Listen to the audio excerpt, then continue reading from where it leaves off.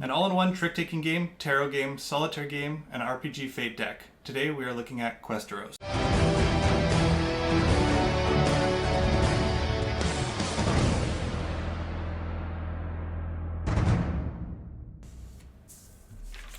Welcome to episode 10 of Dude Where's My Cards podcast, where we primarily evaluate strategy card games from both a game designer's perspective and a regular gamer's perspective. As always, my name is Brendan, and I am joined by my co-host Jordan. Hey guys. In today's episode, we'll be talking about Questeros. Yeah, as Brendan said, Questeros has kind of got an all-in-one bag. We talked about it a little bit before the podcast, actually, when we were giving our ratings for the game.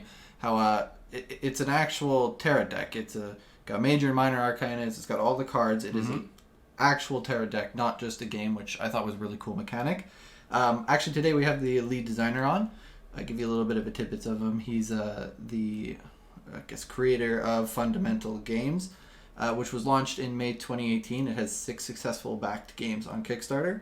The first successful game on Kickstarter that was backed on September 28th, 2018 was Duel of Dragons. You might know him recently of his Legends of Novus, as well as Die in the Dungeon. He's been a gamer for about 20 years. Magic the Gathering, D&D, MMO, and traditional tabletop background gameplay is his. So today we have Wes on the podcast. Hey, Wes. Hey, Wes. Hey, everyone. Glad to be here. Thanks for joining us. Before we really jump into the game talk, is there anything else that you kind of wanted to share about yourself, Wes, there, that my intro didn't really cover? No, I just been playing games for years. I decided to dabble into it, and glad to be able to talk a little bit more about it with some people who are just as keen on card games as I am. Excellent. Yeah.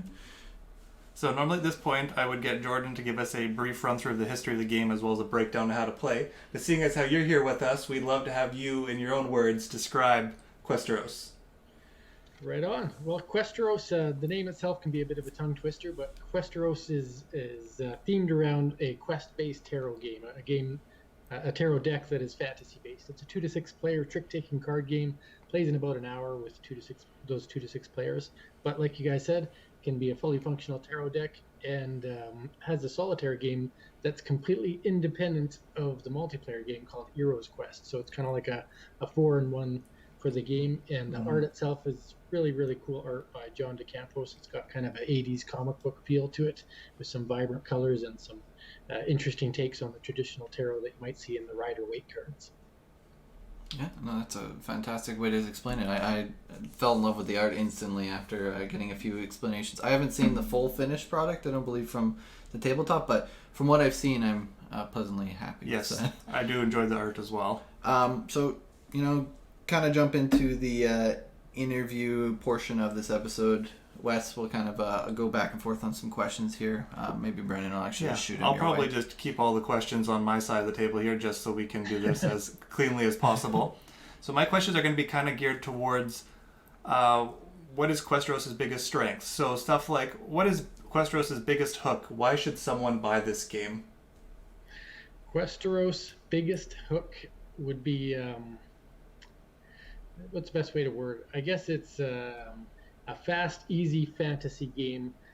Many people have deep, in-depth, long-term campaign games that get you into fantasy, or D&D, Gloomhaven-esque games. And sometimes there's just not enough time, or not enough people, or not enough interest for that in a game session. So this lets you crack open a box, play a game in under an hour, and just have some fun with some really cool fantasy cards. And it creates some epic moments when you can play your quest card at just the right time to smash your opponents and take the win. So I think that's the biggest hook for Questeros, is just having the full fantasy feel without having to spend all of the time and energy in a full campaign type of game. Good. And following that up then, what is the biggest feel-good moment in the game, and how often does that feel-good moment happen? I mean, we've played the game, both of us, well, I made it to the dragon in the solo campaign, and unfortunately the dragon got the better of me. Jordan said he made it to the demon before I decked yes. out, getting the companion who would have saved me from getting decked out. So it was still good dying, but... Yeah, so we still had feel-good moments, but in your own words, what is the biggest moment that players are going to be rewarded for getting to? Well, it sounds like you guys are most familiar with the solitaire version of the game. So the biggest moment in the solitaire game is when you can get just the right energy going, where you're balancing your orbs or your currency to buy enough cards to advance your magic and armor, and realize how important the reservation cards that you give to your quest cards matter later on in the game. So it's a really balanced act of how much you do now versus what you're going to get later. And I think that moment comes, that moment of enlightenment when you get, to the demon and you realize you might actually have enough to defeat the dragon if you can play your cards right. Yeah. Play your cards right is definitely the right way to phrase that. Yes, but that's the best part of all card games, isn't it? That you do need that skill, that knowledge, that it's a little bit of luck as well. Mm-hmm. But what would you consider to be the star of Questeros? Like you said, it's a 4-in-1. We both played and enjoyed the solo campaign. We've played the multiplayer version. Neither of us are big into the tarot side or... I am, actually. Are you? Yeah. Oh. I'm a big fan of tarot, and that's what I talked about Wes originally. So Great. Good for me to learn as well then. But we also didn't do anything with the RPG Fate deck side of things. But in your own words, what is the star of this? I think the star is that it can be used for all four, depending on what your interests are, and that's kind of the marketing strategy I have for this game, and the way that I hope you get the bang for your buck, because you can do some of it, you can do two of them, you can do all four of them. What I like the most is the multiplayer game, because I like playing trick-taking games with my family or with friends. Yep. So it gives me that option to do with a fantasy setting, because most trick-taking games is a boring deck of cards or a very limited kind of theme that you can get. So I think this helps with that. So that's my favorite take on the game, is the trick-taking version. But I think the tarot is going to hit a whole other community that might not even be into board games. And I think that's a kind of a side hook that I'm working on. Good. I'll actually just grab a question quick, Sure. too. What was your biggest inspiration for wanting to create this game? My biggest inspiration was playing trick-taking games with my family and trying to think of one that might work for me. So I recently played games like Skull King and Wizard and Hearts and Euchre, and those are all games that all bank on each player trying to work towards outranking each other. And I wanted to find a way to do that with a deck that had a pre-built, I won't use the traditional term for highest ranking cards, because that seems to be a sore topic, but I wanted to find a way to manipulate that, but give those high ranking cards powers instead of just outranking each other. And that's where the quest cards come in. Yeah, I like that, the unique mechanic from there. So yeah, then you kind of already touched on this, but a little bit more in depth. Who is your target audience for this game? Who are you trying to get this in the hands of to reach success? It's a blanket effect. I don't have a specific audience. I have three different audiences: D&D/RPGers, board game groups, and then tarot enthusiasts. So I'm trying to splash all three without totally targeting on one of them. And trying to make all three parties happy at the same As best time. I can, yeah. Yeah. I know hardcore tarot enthusiasts will look at certain cards and say, you know what, that really doesn't capture the theme. I think 95% of the cards hit the theme very well, but there's a few in there that a real in-depth tarot enthusiast may just be turned off by, but most of the cards are on theme.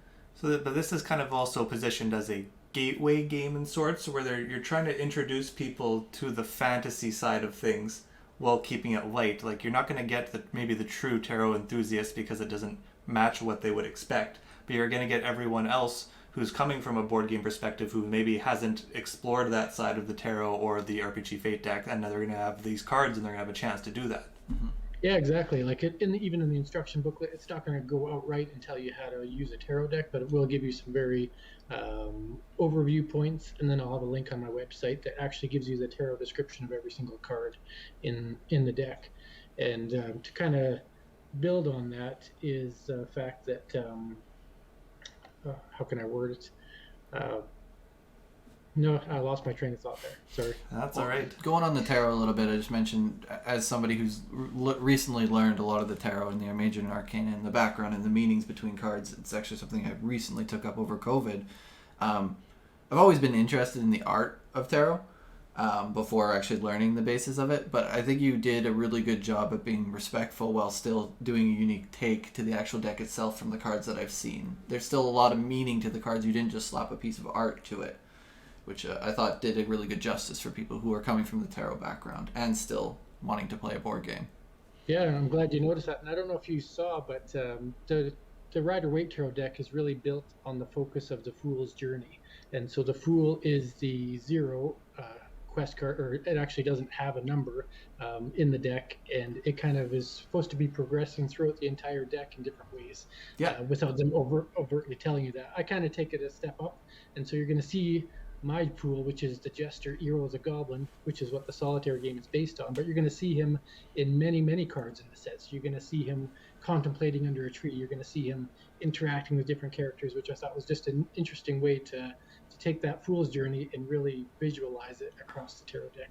Yeah, and now that you mentioned the Fool's Journey, that's a really good point, because originally when I first came across it, the era, I was like, oh man, this is very similar to like the storyline from the Fool's Journey that I know. I wonder how much expands on this, and you did a really good job, better than I think I've seen in a lot of times, of creating a solo game that feels like a card game, not just a tarot experience. Yeah, it took a while to try to get. I was just trying to find a way. How can I make this deck use every suit in a different way? And I don't think I quite captured the magic yet. I still may tweak that a little bit. I got an idea to work with.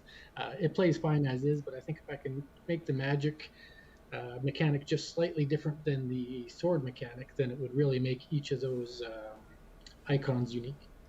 No, I definitely like that too. So yeah, and just moving on to the last question here. Another one the questions kind of build into one another, but in your eyes, where does this game fit in the board game world, or what niche does it fill that doesn't already exist?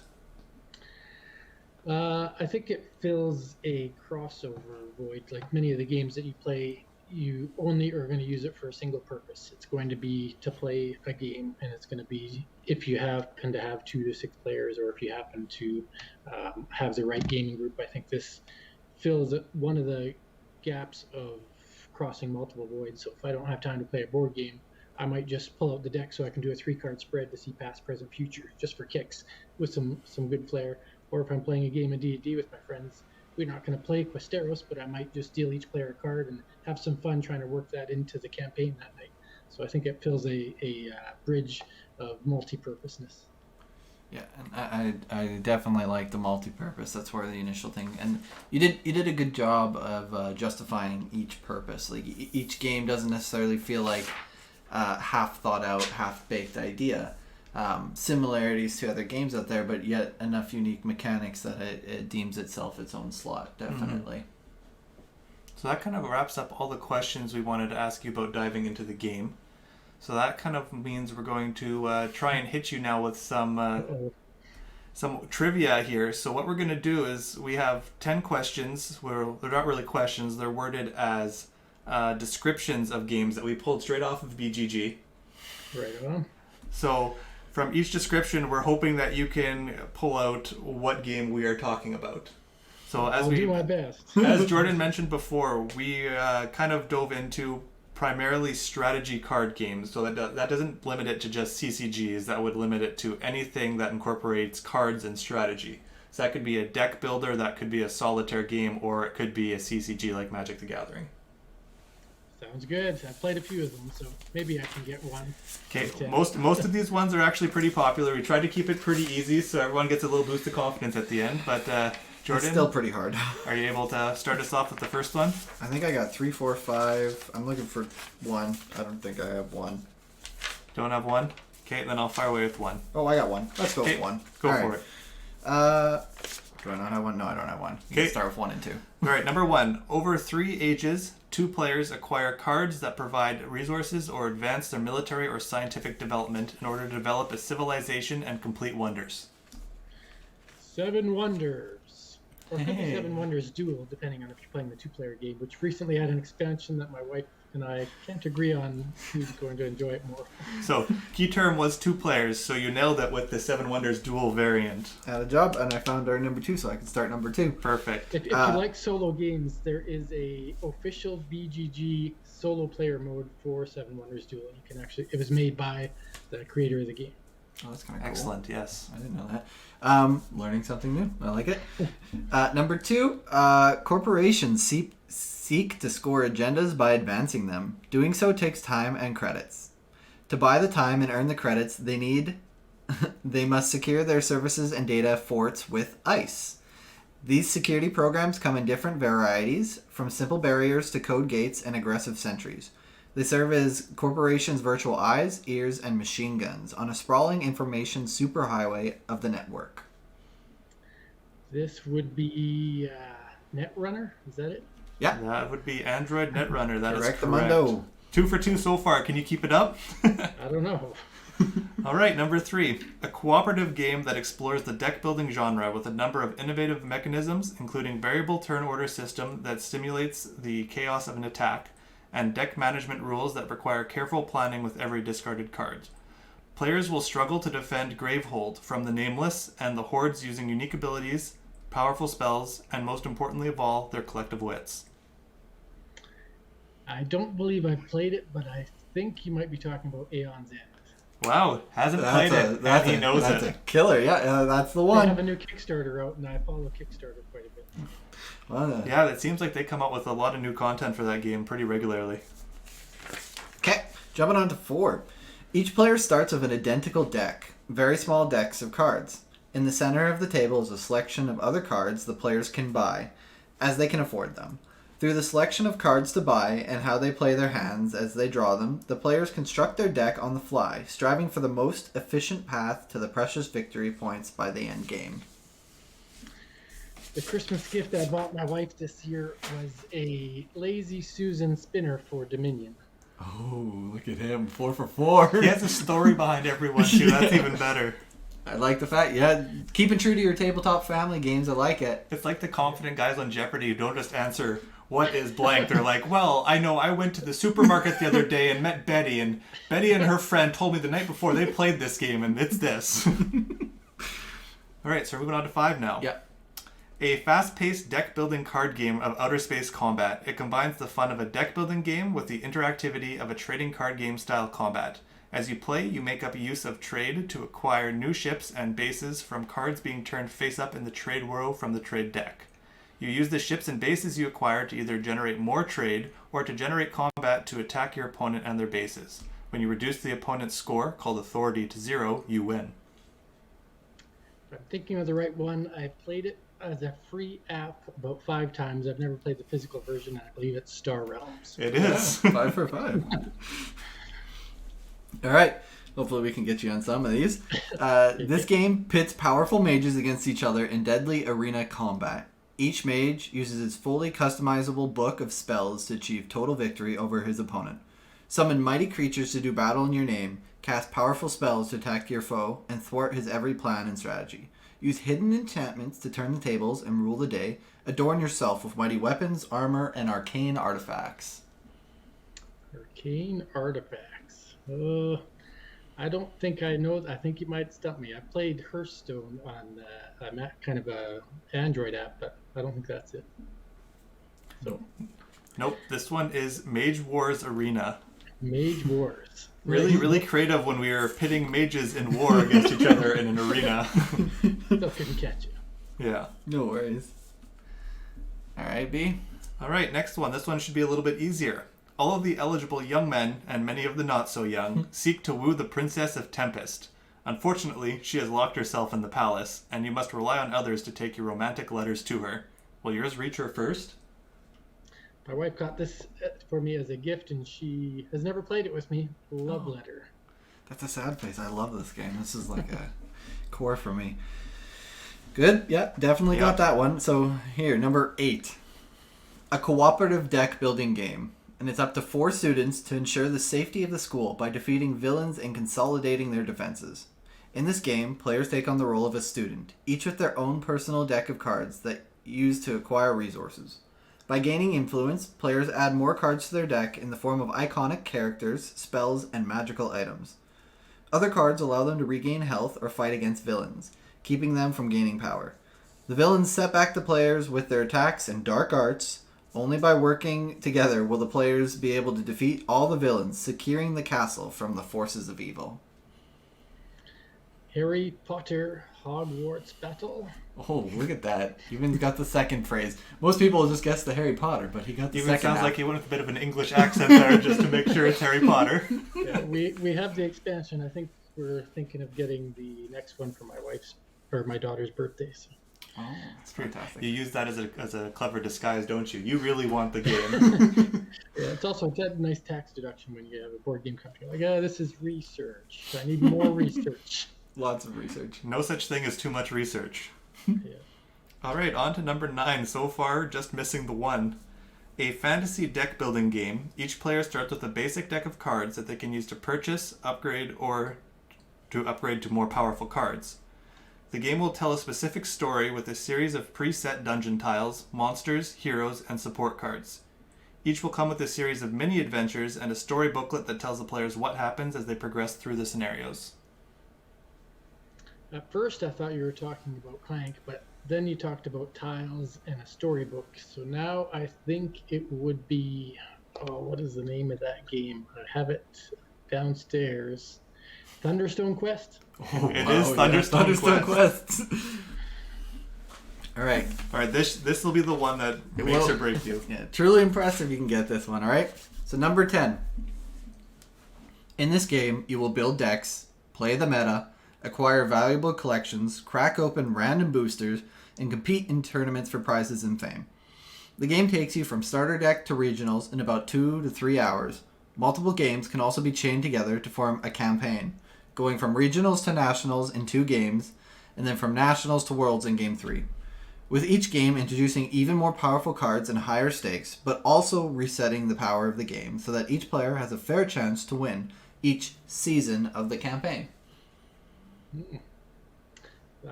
Doesn't sound familiar to me at all. All right, Millennial Blades is the game we're talking about. One that we have on our list that we have not played yet. It's been on my list for a long time. Basically, it sums up his life. Yeah. Sums up a lot of our lives, let's be honest here. So 8 out of 10, that's pretty good, Wes. I'm impressed. You Very impressed. Even better that the stories were involved with it. You own most of them too, or at least have played them. That's great. Gotta love those card games. I played Magic the Gathering for 25 years and tried a few tournaments and won a few, what are they called? Booster drafts. I played a lot of booster drafts. I always preferred the limited versus the deck constructed ones. So Yeah. It was fun. Definitely. Yeah, so we really want to thank you for coming in, and we're going to give you the floor now. Is there anything that you want to talk about? You know, Questeros is what's coming out right now, so... Yeah. Any last thoughts or... talk about the upcoming Kickstarter, or you want to talk about where people connect with you in advance? Yeah, I mean, I live all over social media, primarily Facebook. I just find it's easier to post and interact with people. I've tried Reddit and get refused posts too many times. I've tried Twitter and can't find followers, so I just stick with Facebook. It seems to be safe. But I have a lot of fun playing other people's games and trying to build things on Tabletop Simulator for other new designers, and just love interacting in the board and card game world. The Kickstarter you're talking about, Questeros, launches March 23rd, and it'll run for about 2 weeks, and then we'll see if it funds or not. I mean, I have a goal of about 15,000, and I'm not sure if it's going to be the type of game that'll fund with that or not. But it's worth giving it a try, and even if it doesn't, it's been really fun to put it together with John and create this kind of diverse game. And then I have a line of other tabletop games. Like you said, I had a few successful Kickstarters in the past. So if anybody wants to check those out, they're available until supplies run out. So thanks for having me on the show. And those are available on your website, on your store? I've got Die in the Dungeon and Legends of Novus are available on GameFound.com, and then the other ones are available just on my website. Yeah. Okay. Perfect. Awesome. Well, thank you very much, Wes, for taking the time and having the interview with us. We hope you enjoyed it. We certainly did, having you on. Yeah, I had a lot of fun, and it was nice to drill my brain about all those games. It finally served a purpose. Awesome. Okay, we'll let you go, and we'll give a quick review of your game, and you'll see it live. All right. Take care, Awesome. guys. Take care. Thank you See again. you, Wes. All right, so continuing on, thank you again, Wes, for joining us and talking about his new Kickstarter that'll be coming up again on, he says, March 23rd of this year. Yeah. But we're going to move now into our Cash or Trash rubric, where we're going to evaluate Questeros on how we felt from 3 primary categories of impression, game, and post-play. So to start things off, we want to look at theme, which is out of 5 points, where 1 will be a low-scoring score and 5 will be the highest. For this game, I have it rated as a 4. Yeah, theme for me sits right at a 4 as well. Fantasy theme, unique art, tarot style deck. Yep. It all sat really well with me. So the theme for me was definitely a 4 as well. And I'm sure for some people this could be a theme of 5, but I personally do not relate to tarot cards the way that some might. So I don't get the appeal in that sense. It's still cool to me. It's still a strong theme. It's just not as relatable for a 5 for me. Yeah, it's a close one, but like I said, I didn't get a chance to really. It'll be the feel of the cards for me for the tarot side of it. Like I really need to feel. Yeah. For like less hippy dippy, the energy of the cards. Another thing we should talk about for us when we're talking about the rubric of this, we did a tabletop simulator version of this game, so we didn't get to fully touch and explore every variety of gameplay that these cards can provide. Yeah. We did the solo and the multiplayer. Yeah, and for, like I said, the tarot side of things, I really need to feel the cards to get the energy for me. So 4, it's a great visually, it's fits theme-wise, and the tarot card style is still fantastic. Yeah. Rules are 4. Yeah. Very easy to understand, well written, well laid out, helpful videos if you get stuck for any of the multiplayer or solo play to see how the game's actually played. Mm-hmm. But rules are 4. Great. Yes. Great overall. 4 as well. Okay. No need to explain that. You did it perfectly. That's sweet. Okay, we're on par for once. Design and art. This is where I throw it to a 5. The art for me really resonated. I like that, like you said, 80s, 90s style cartoon art. That's the thing that you got to emphasize. It's not high end Magic of the Gathering like super detailed art. Yeah. It's extremely good looking art that fits the width that needs to go into the tarot cards. I have it as a 4. Okay. I felt the deep connection to it. Really, like, I am a huge fan of that comic style. Yeah. So that, like, instantly when I saw it, I was like, yeah.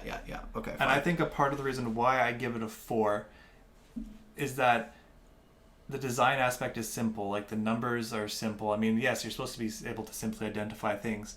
And I think a part of it for me is also not having it in person. I think if I'm holding these cards and I'm looking at them and I'm seeing all the polished art pieces when they're finished, as opposed to the tabletop simulator version that we did that had some cards that had functional art, not final art. Yeah. And so I'm kind of judging this as a whole, and it's not truly fair for me to say, oh, there's some unfinished art pieces, so I got to judge it poorly. But I mean, I'm giving it a 4. It's not poor at all. Yeah, for me, I really do enjoy the style of art, though. It's very good. The tarot card, it's staying true to what tarot cards are. It's staying true to the layout of the cards.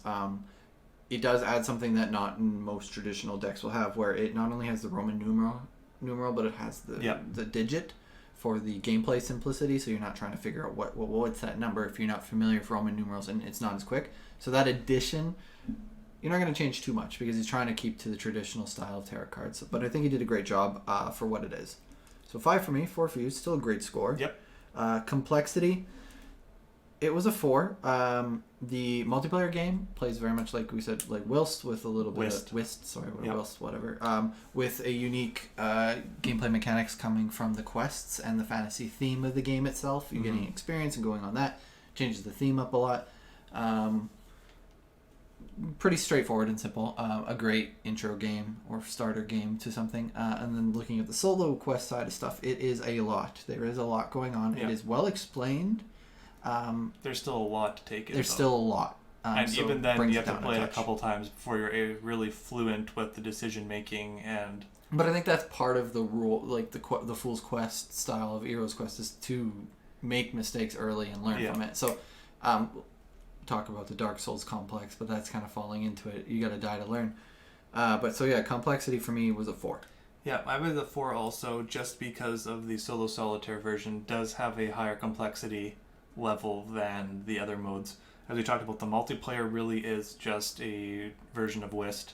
My family actually had one where we called it Wild Spade Whist, where you take a standard deck of cards and you remove all the spades, and then you add in the 2 through 7 of spades back into the deck. And every round, when a round completes, you add in another spade. And then when you finally add in the ace of spades at the end, the ace of spades just makes everything even. There is no more wild card anymore. There's no more trump card, so to speak. So it really is just that game. I don't know how many people have had that game passed down in their family. I mean, Whist has been around for as long as people have had cards. So it is a nice fantasy version of that game using tarot cards. But to me, that's not where the bread and butter of this game is really going to lie. To me, it's going to be in the solo solitaire plus what other purposes you can find for it. Mm-hmm. So because I have to give more emphasis to the solo solitaire, the complexity for that game is a little bit higher than I'd want initially. But once you get used to it, things will even out. So I get a 4. Okay, yeah, then pretty much the same reasoning behind that. Mm-hmm. Jumping into our game category here, we have gameplay and depth. Gameplay being out of 10, depth being out of 5, gameplay being one of the important keys for us. So gameplay as a game, so I'm ignoring the parts that I couldn't use. I couldn't use it as a D&D RPG. It's just not a situation right now. So I couldn't experience that. So solely looking at it from the solo and multiplayer side of things, personally, gameplay sits at about a 7. Okay. I really enjoyed the solo. I really enjoy the multiplayer. I feel like the solo has a lot of thought to it, where the multiplayer is just a nice, simple, light game. So I don't think that gameplay is as high for me, but the solo is higher. So I think it balances right about to a 7 for me. So I have it as a 6, just because I do feel like the elements that we're talking about anyways, that the multiplayer version is a very simple game. It's a very standard kind of card game that people can play. It's a very standard trick-taking card game that people can play. But then the solo variant of the game, which is Eros' Quest, just, for me, it's fun, but there's so much going on that it's difficult for me to return and play it again over and over. But I'm sure that once you play it 2 or 3 times, that fourth and onward play becomes so much smoother, so much easier to get through. I mean, it's already hard enough to complete as is. And chances are, most times you play it, you're not going to complete it, like a good solitaire game is. You're not going to beat solitaire every time. It's partly luck, it's partly skill. But for me, a 6 is where it sits at, just because I'm balancing out the fact that maybe the multiplayer brings it down a little bit, and the complexity of the solo player also Initial stops it complexity, from going any higher than a 6. Okay, that's fair. We're sitting about right around the same time. We jump into the depth of the game. So you talk about how this game's complex. I don't think either game is necessarily deep, other than, like, it's a trick-taking card game. So there's...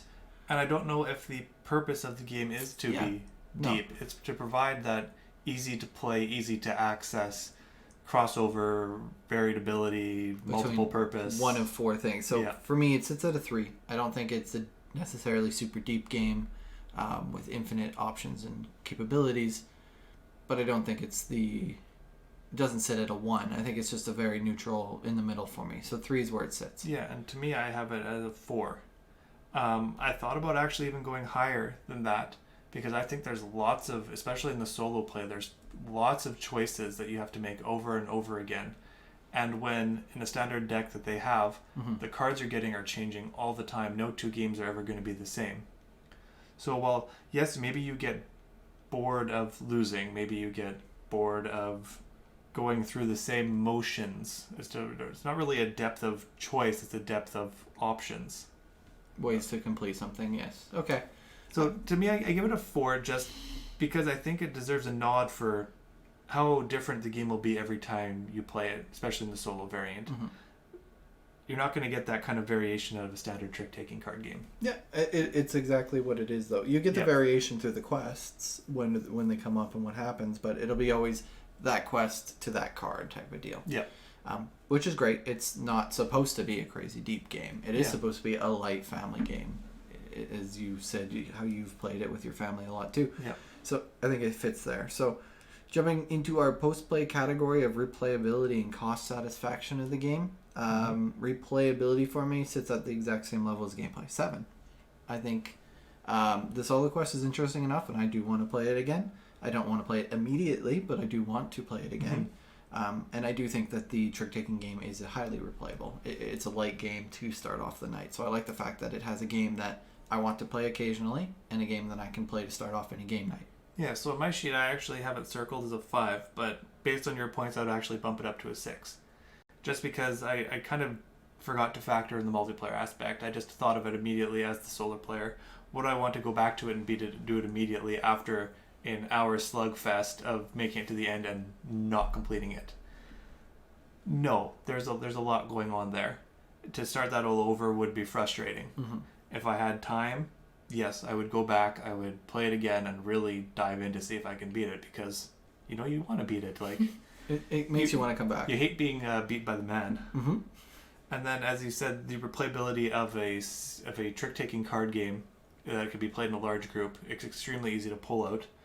This entire set of cards, you could literally pull out, play a game for a half an hour with your family and friends, and when they leave, sit down and do the solitaire right after, and that could be your evening. Like, it's done all in one. Or if you play the trick-taking card game while people are showing up at your place, and then everyone shows up, it's a D&D night, there you go, you got your cards. And then you're using these, like he said, you can, if that ends up being, okay, everybody leaves and you're not into the solitaire, well, now you can do a fate check what your day's going to look like, flip your 3 cards. Replayability would go up to a 6 to me, but that doesn't really cover the true versatility of these cards. We're looking at truly just the gameplay portion as best as we can. The strategy card game portion as much as we can. Yeah, that's a good way to put it. So cost satisfaction, I believe when I looked at this game, it was it's going to be $35 Canadian. That sounds about right. Yeah. I might have thought it was 39, but it's somewhere in that 35 to 40. It's under sure. It's under the 40 bracket. bracket. Under 40, yes. So I have it a cost satisfaction of 4. Okay. This would probably be a 5 for me personally because of the value to cards, because I'm hitting 3 of those 4 uses. I am a tarot card user and lover. I am a solo card game lover, and I am a party trick-taking game lover as well. Mm-hmm. So that falls under all 3, bang, bang, bang, for me, and they're all 3 very different things. Yes. They're basically 3 unique games. The only reason it's not a 5, why it's not bumped fully to me, is not because I don't get used to the RPG. It's because I haven't felt the cards yet. I haven't held the cards in my hand. I think when I feel them and have them and play with them personally and I get that connection, that's where my real value to cards are going to come. Yeah, and that's totally understandable. A lot of it does have to do with feel of cards, and you'll never know until you actually purchase and have them in your hands. But for me, my cost satisfaction is a 3.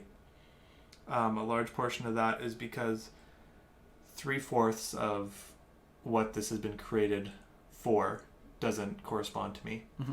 I feel that I'm not a D&D player. I'll never use it as a fate deck. And I will never... Well, I wouldn't say never, but I've played the multiplayer version of this game with a standard deck of cards. Mm-hmm. And to me, there's no reason why I wouldn't continue playing it with a standard deck of cards. The people that I play this with probably would not want to see this art or this imagery. They're older, they're grandparents. Conventional. They're conventional. They may have... My friend Groom would prefer to see the fantasy cards. Yes, and as would I. Yeah. But I also get no value out of the tarot personally. Like, that to me just... Like, it sounds kind of weird, but I look at that and I say that could be an unneeded expense when looking to produce this game. Mm-hmm. But to a lot of people, that adds huge value. It's just not value to me. Yeah. Whereas the solo Eros' Quest version of this game is actually quite good.